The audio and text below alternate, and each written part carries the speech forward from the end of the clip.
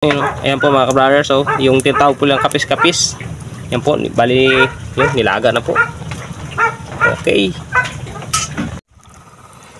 Ayan po mga ka-brother, so yan, huli po natin sa kapa, sa ilalim po ng ano, ng puno. So bali ng ano rin kami ng nata.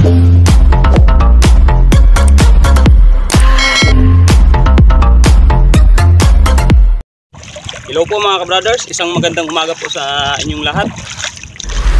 Mga brothers, bali manlalambat po kami ni ka-brothers Ronald at ni ka-brothers Boy. At si ka-brothers Ronald naman po mamaman daw ng patugbon. Yun, sana po samahan niyo po kami at sa mga viewers po natin diyan at mga subscriber yun. Maraming salamat po. At sana gigabayan po kayo ng ating Panginoong may kapal.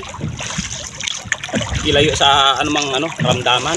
So yun mga ka-brothers, sana po samahan niyo po kami sa aming pamamalakaya ngayon. Yun, tara po.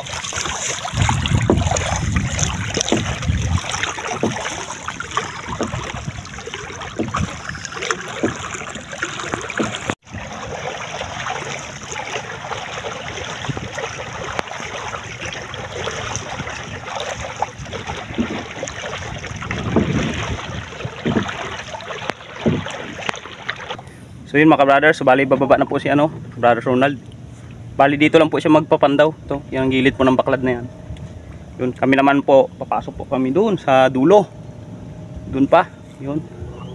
So yun po mga brothers. Bali kinakapa na po ni ka-brothers Boy yung mga kahoy-kahoy. Dito lang po sumisiksik yung yung mga isda po.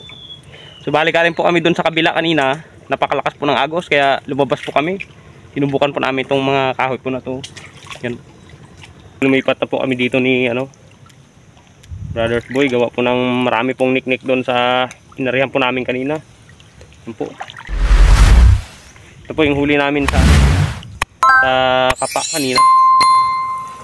Yan po mga ka-brothers, so yan, huli po natin sa kapa, sa ilalim po ng ng puno. So bali ng rin kami ng talaba. Yan.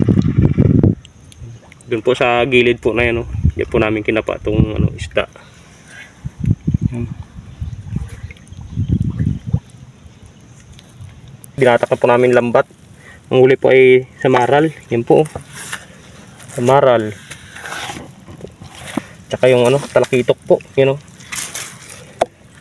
Bali 3 piraso. Hindi lang po namin nabidyohan. Gawa po ng mahirap po kasi yung kahoy na yan. Bumabalik yung isda.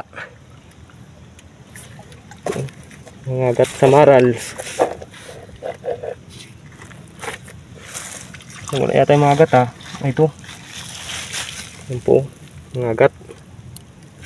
So yun po mga ka-brother, so bali nakauwi na po kami galing po sa panglalambat. Yun, ang ating kasama po nandito.